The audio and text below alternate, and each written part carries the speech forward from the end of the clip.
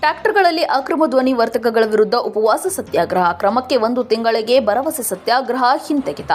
ಹೌದು, ಬೆಳಗಾವಿ ಜಿಲ್ಲೆಯ ಎಲ್ಲ 15 ತಾಲೂಕುಗಳಲ್ಲಿ ಟ್ರ್ಯಾಕ್ಟರ್ ವಾಹನಗಳಲ್ಲಿ ಅಕ್ರಮವಾಗಿ ಅಳವಡಿಸಿರುವ ದೊಡ್ಡ ಧ್ವನಿ ವರ್ಧಕಗಳಿಂದ ಶಬ್ದ ಮಾಲಿನ್ಯ ಹೆಚ್ಚಾಗಿ ವಿದ್ಯಾರ್ಥಿಗಳು ಹಾಗೂ ಸಾರ್ವಜನಿಕರಿಗೆ ತೊಂದರೆ ಉಂಟಾಗುತ್ತಿದೆ ಎಂದು ಆರೋಪಿಸಿ ಸಾಮಾಜಿಕ ಹೋರಾಟಗಾರ ಶ್ರೀನಿವಾಸ್ ಗೌಡ ಪಾಟೀಲ್ ಅವರು ರಾಮದುರ್ಗ ನಗರದ ಆರ್ಟಿಒ ಕಚೇರಿ ಮುಂಭಾಗ ಉಪವಾಸ ಸತ್ಯಾಗ್ರಹ ನಡೆಸಿದರು. ಇನ್ನು ಗ್ರಾಮ ಹಾಗೂ ನಗರ ಪ್ರದೇಶಗಳಲ್ಲಿ ಟ್ರ್ಯಾಕ್ಟರ್ಗಳಿಂದ ಕರ್ಕಶ ಮತ್ತು ಅಸಭ್ಯ ಹಾಡುಗಳನ್ನು ಪ್ರಸಾರ ಮಾಡುತ್ತಿರುವುದರಿಂದ ಶಾಲಾ ಮಕ್ಕಳ ಅಧ್ಯಯನಕ್ಕೆ ಅಡಚಣೆ ಉಂಟಾಗುತ್ತಿದೆ. ಚಿಕ್ಕ ಮಕ್ಕಳು, ವೃದ್ಧರು, ಮಹಿಳೆಯರು ಹಾಗೂ ಗರ್ಭಿಣಿಯರ ಆರೋಗ್ಯದ ಮೇಲೆ ದುಷ್ಪರಿಣಾಮ ಬೀರುತ್ತಿದೆ. ಶಬ್ದ ಮಾಲಿನ್ಯದಿಂದ ರಸ್ತೆ ಅಪಘಾತಗಳ ಸಂಖ್ಯೆಯೂ ಹೆಚ್ಚಾಗುತ್ತಿದೆ ಎಂದು ಅವರು ಹೇಳಿದರು. ಇನ್ನು ಕರ್ತವ್ಯ ಲೋಪ ಆರೋಪ 17/11/2025 ಹಾಗೂ 9/10/2025ರಂದು ಜಂಟಿ ಸಾರಿಗೆ ಆಯುಕ್ತರು ಮತ್ತು ರಾಮದುರ್ಗ ಎಆರ್ಟಿಒ ಕಚೇರಿಗೆ ದೂರು ಸಲ್ಲಿಸಿದರೂ ಯಾವುದೇ ಕ್ರಮ ಕೈಗೊಳ್ಳದಿರುವುದು ಗಂಭೀರ ಕರ್ತವ್ಯ ಲೋಪವಾಗಿದೆ ಎಂದು ಶ್ರೀನಿವಾಸ್ ಗೌಡ ಪಾಟೀಲ್ ಆರೋಪಿಸಿದರು. ಅಕ್ರಮ ಚಟುವಟಿಕೆಗಳ ವಿರುದ್ಧ ಕ್ರಮ ಕೈಗೊಳ್ಳದ ಹಿನ್ನೆಲೆಯಲ್ಲಿ ರಾಮದುರ್ಗ ಎಆರ್ಟಿಒ ಬಸವರಾಜ್ ಬಾಗಲ್ ಅವರನ್ನು ಸೇವೆಯಿಂದ ಅಮಾನತುಗೊಳಿಸಿ ಶಿಸ್ತು ಕ್ರಮ ಕೈಗೊಳ್ಳಬೇಕು ಎಂದು ಆಗ್ರಹಿಸಿದರು.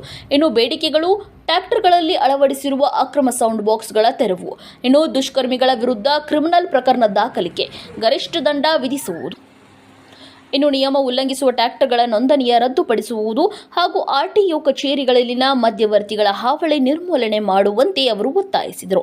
ಇನ್ನು ಸಂಜೆಯವರೆಗೆ ಉಪವಾಸ ಸತ್ಯಾಗ್ರಹ ನಡೆಸಿದ ಬಳಿಕ ರಾಮದುರ್ಗ ತಹಶೀಲ್ದಾರ್ ಅವರು 1 ತಿಂಗಳ ಅವಧಿಯಲ್ಲಿ ಕ್ರಮ ಕೈಗೊಳ್ಳುವುದಾಗಿ ಭರವಸೆ ನೀಡಿದರು. ಜೊತೆಗೆ ರಾಮದುರ್ಗ ಎಆರ್ಟಿಒ ಬಸವರಾಜ್ ಬಾಗೇಲ್ ಅವರು ಲಿಖಿತ ಭರವಸೆ ನೀಡಿದ ಹಿನ್ನೆಲೆಯಲ್ಲಿ ಶ್ರೀನಿವಾಸ್ ಗೌಡ ಪಾಟೀಲ್ ಅವರು ಸತ್ಯಾಗ್ರಹವನ್ನು ಹಿಂದೆ ತೆಗೆದುಕೊಂಡರು. Bureau report, R news Kannada. ನಾವು ಈಗಾಗಲೇ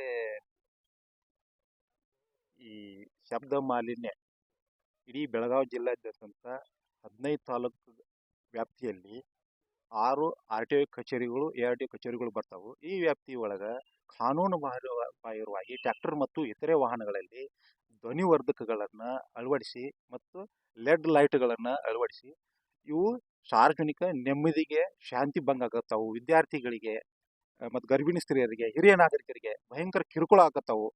ಇವು ಈಗಾಗಲೇ ಸರ್ಕಾರದ ಸುತ್ತೋಲೆಗಳದಾವು, ಸುಪ್ರೀಂ ಕೋರ್ಟ್ ಆದೇಶ ಇದೆ, ಪರಿಸರ ರಕ್ಷಣಾ ಕಾಯ್ದೆ ಇದೆ, ಶಬ್ದ ಮಾಲಿನ್ಯ ನಿಯಮಗಳು 2000 ಇದೆ, ಮೋಟಾರ್ ವಾಹನಗಳ ಕಾಯ್ದೆ 1988 ಇವು ಎಲ್ಲಗಳನ್ನು ಉಲ್ಲಂಘನೆ ಮಾಡಿ ಆರ್ಟಿಒ ಮತ್ತು ಎಆರ್ಟಿಒ ಬೆಳಗಾವಿ ಜಿಲ್ಲೆಯಿಂದ ಇದ್ದ ಅಧಿಕಾರಿಗಳು ಎಲ್ಲರೂ ಇವನ್ನ ಉಲ್ಲಂಘನೆ ಮಾಡಿದ್ದಾರೆ. ಇವರು ಅಪರಾಧಕ್ಕೆ ಪ್ರಚೋದನೆ ಮಾಡಕತ್ತಿದ್ದಾರೆ. ಗ್ರಾಮೀಣ ಪ್ರದೇಶ ಮತ್ತು ನಗರ ಪ್ರದೇಶಗಳಲ್ಲಿ ಬೇಕಾಬಿಟ್ಟಿಯಾಗಿ ಕಾನೂನು ಬಾಹಿರವಾಗಿರ್ತಕ್ಕಂಥ ಧ್ವನಿವರ್ಧಕಗಳನ್ನು ಅವು 1 ಕಿಲೋಮೀಟ್ರ್ 2 ಕಿಲೋಮೀಟ್ರ್ವರೆಗೂ ಅವು ಧ್ವನಿಯನ್ನು ಸೋಸುವಂಥ ಕೆಲಸ ಆಗಿದ್ದರಿಂದ ಇವು ಆ ಜೀವನಕ್ಕೆ, ಒಂದು ಬದುಕು ಹಕ್ಕಿಗೆ ಅಪಾಯಕಾರಿಯಾಗಿ ಇದೆ. ಈಗಾಗಲೇ ಸಾಕಷ್ಟು ಕಿವುಡರಾಗಿದ್ದಾರೆ, ಕಣ್ಣುಗಳು ಹಾನಿಯಾಗಿದ್ದಾವೆ, ಆರೋಗ್ಯಕ್ಕೆ ಹಾನಿಯಾಗಿದೆ, ಬದುಕು ಹಕ್ಕಿಗೆ ತೊಂದರೆ ಆಗಿದೆ. ಈಗಾಗಲೇ ಭಾರತ ಸಂವಿಧಾನ ಸೆಕ್ಷನ್ 21 ಪ್ರಕಾರ ಮೂಲಭೂತ ಹಕ್ಕುಗಳನ್ನು ಉಲ್ಲಂಘನೆ ಆಗೈತಿ ಪ್ರತಿಯೊಬ್ಬರದು. ಮತ್ತು ಚಿಕ್ಕ ಮಕ್ಕಳಿಗೆ ಹೃದಯ ಸಂಬಂಧಿ ಒಂದು ಕಾಯಿಲೆಗಳ ಬರಕತ್ತಾವು. ಇದು ಗ್ರಾಮೀಣ ಜನತೆಗೆ ಅರ್ಥ ಆಗ್ತಾ ಇಲ್ಲ. ಅದಕ್ಕೆ ಇಂಥ ಅಕ್ರಮವಾಗಿ ತಿರುಗಾಡತಕ್ಕಂಥ ಟ್ರ್ಯಾಕ್ಟರ್ ಧ್ವನಿವರ್ಧಕಗಳನ್ನು ಎಆರ್ಟಿಒ ಆರ್ಟಿಒಗಳು ಇಲ್ಲಿವರೆಗೆ ತೆರಳು ವರ್ಷದ ಗಂಭೀರ ಕರ್ತವ್ಯ ವಹಿಸಿದಾರೆ. ಇವ್ರು ಎಲ್ಲರನ್ನು ಕೂಡಲೇ ಸಸ್ಪೆಂಡ್ ಮಾಡಬೇಕು. ಇವರು ಅಧಿಕಾರದಲ್ಲಿ ಮುಂದುವರೆಯಕ್ಕೆ ಅಯೋಗ್ಯರದಾರ ಇವರು. ಅದಕ್ಕೆ ಪೊಲೀಸ್ ಇಲಾಖೆಯವರು ಏನೈತಲ್ಲ, ಈಗಾಗಲೇ ಜಿಲ್ಲಾ SP ಅವರು ಆದೇಶ ಮಾಡಿದ್ರು ಒಂದು 20 ದಿವಸದಿಂದ. ಆ ಪ್ರಕಾರ ಅವರು ಒಂದಿಷ್ಟು ನಿಯಂತ್ರಣ ಮಾಡಿ ಕೆಲಸ ಮಾಡ್ತಾ ಇದ್ದಾರೆ.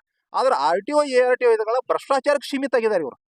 ಸಂಪೂರ್ಣ ಮೋಟಾರ್ ವಾಹನಗಳ ಕಾಯ್ದೆ 1988 ಇವರು ಉಲ್ಲಂಘನೆ ಮಾಡಿದ್ರಿಂದ ಅತ್ಯಾಚಾರ ಮತ್ತು ಅಪಘಾತಗಳು ಜಿಲ್ಲಾದ್ಯಂತ ಹೆಚ್ಚಾಗಿದ್ದಾವು. ಅಪಘಾತಕ್ಕೆ ಮೇನ್ ಹೊಣೆಗಾರರು ಇವರೇ. ಅದಕ್ಕೆ ಈಗ ತಕ್ಷಣ ಇವರು ಎಲ್ಲರೂ ಕಾನೂನು ಕ್ರಮ, ಇವು ಮೇಲಾಧಿಕಾರಿಗಳು ಸೂಚಿಸಿದ್ರು ಕೂಡ ಇಲ್ಲಿವರೆಗೆ ಕ್ರಮ ತಗೊಂಡಿಲ್ಲ. ಇವರು ಎಲ್ಲರೂ ಮುಂದುವರಿಬಾರ್ದು, ಇವರು ಸಸ್ಪೆಂಡ್ ಆಗಲೇಬೇಕು. ನಾವು ಜಿಲ್ಲಾಧಿಕಾರಿಗಳಿಗೆ, SP ಅವರಿಗೆ, ಜಿಲ್ಲಾಡಳಿತಕ್ಕೆಲ್ಲ ಮನವಿ ಕೊಟ್ಟಿದ್ದೀವಿ. ಜಿಲ್ಲಾಧಿಕಾರಿಗಳಿಗೆ ಈಗಾಗಲೇ 15 ತಾಲೂಕು ತಹಶೀಲ್ದಾರ್ಗಳಿಗೆ ನಿರ್ದೇಶನ ನೀಡಿದ್ದಾರೆ ಕ್ರಮ ಕೈಗೊಳ್ಳಲಿಕ್ಕೆ. ತಹಶೀಲ್ದಾರರು, ರಾಮದುರ್ಗ ತಹಶೀಲ್ದಾರ್ ಅವರು ಕೂಡ ಈ ಎಆರ್ಟಿಒ ರಾಮದುರ್ಗ ಇವ್ರಿಗೂ ಕೂಡ ಡೈರೆಕ್ಷನ್ ಕೊಟ್ಟಿದ್ದಾರೆ. ಇವರು 2 ತಿಂಗಳಾದರೂ ಇಲ್ಲಿವರೆಗೆ ಯಾವುದೇ ಕ್ರಮ ತಗೊಂಡಿಲ್ಲ, ಕಣ್ಣು ಮುಚ್ಚಿ ಕುಳಿತಿದ್ದಾರೆ ನಮ್ಮ ರಾಮದುರ್ಗ ಎಆರ್ಟಿಒ. ಅದಕ್ಕೆ ಇವ್ರನ್ನ ಸಸ್ಪೆಂಡ್ ಮಾಡ್ಬೇಕಿಂತವ್ರಿಗೆ. ಇಂಥವ್ರು ಸಸ್ಪೆಂಡ್ ಮಾಡಿದ್ರೆ ಸಾರ್ವಜನಿಕ ಸ್ವಾಸ್ಥ್ಯವನ್ನು ಕಾಪಾಡಲಿಕ್ಕೆ ಸಾಧ್ಯ. ಯಾಕಂತಂದ್ರೆ ಇವರು ಭ್ರಷ್ಟಾಚಾರಕ್ಕೆ ಸೀಮಿತ ಆಗಿದ್ದಾರೆ. ಬರೀ ಲಂಚವನ್ನು ತೆಗೆದುಕೊಂಡು ಕಾನೂನು ಉಲ್ಲಂಘನೆ ಮಾಡಿದ್ದಾರೆ. ಸಾರ್ವಜನಿಕ ಜೀವನಕ್ಕೆ ಬೆದರಿಕೆ ಹೊಡ್ತಿದ್ದಾರೆ. ಅದಕ್ಕೆ ಇಂಥವ್ರನ್ನೆಲ್ಲರೂ ಕಾನೂನು ರೀತಿ ಕ್ರಮ ಆಗಬೇಕು. ಮತ್ತು ಇಷ್ಟ ಅಲ್ಲದ ಅಪರಾಧಕ್ಕೆ ಹೊಣೆ ARTOಗಳು ಹಾಕತ್ತಾರ. ಇವ್ರ ಮ್ಯಾಗ ಸರ್ಕಾರ ಕ್ರಿಮಿನಲ್ ಮೊಕದ್ದಮೆ ದಾಖಲಿಸ್ಬೇಕಂತೇಳಿ ನಾನು ಸರ್ಕಾರಕ್ಕೆ ಒತ್ತಾಯ ಮಾಡ್ತೀನಿ.